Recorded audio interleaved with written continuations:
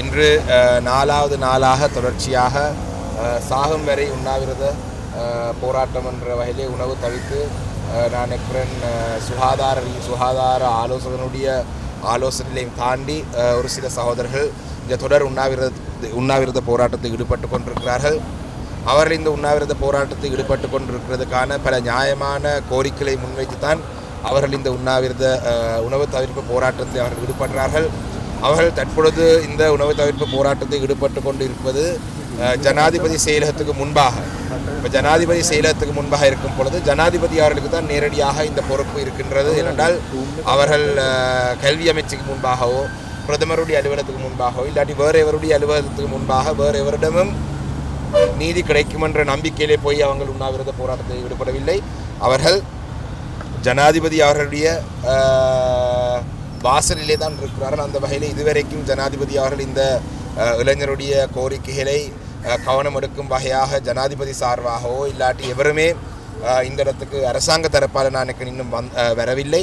இதில் மிக முக்கியமாக சொல்ல வேணும், இதில் இருக்கிற பலர் கடந்த காலத்திலே தேசிய மக்கள் சக்திக்கு ஆதரவாக செயல்பட்டவர்கள், தேசிய மக்கள் சக்தி போன்ற அரசாங்கம் ஊடாகத்தான் தங்களுக்கு நீதி கிடைக்கும் எல்லாம் நம்பிக்கை வைத்தவர்கள். அந்த வகையிலே ஜனாதிபதி அவரிடம் ஒரு அன்பான வேண்டுகோள், இவர்களுடைய எந்த ஒரு இளைஞருக்கும் உயிர் சேதமோ இல்லாட்டி ஏதோ உயிருக்கு பாதிப்போ இல்லாட்டி அவங்களுடைய சுகாதார ரீதியாக இன்னும் மோசமான நிலைக்கு போக முதல் உடன் நடவடிக்கை எடுக்குமாறு ஜனாதிபதியிடம் இந்த காலிமுகத்திலே இருந்து நாங்கள் இந்த கோரிக்கை முன்வைக்கின்றோம். இவ்வாறான போராட்டங்களை இந்த நாட்டுக்கு செய்து காட்டியது உங்களுடைய ஜேவிபி கட்சியை சேர்ந்தவர்கள் தான்.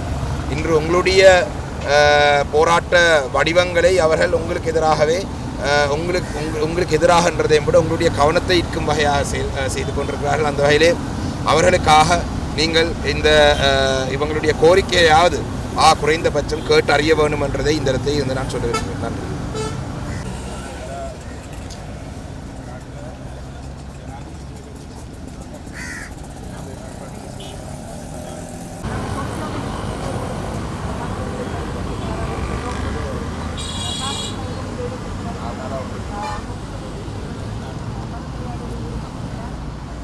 Comal.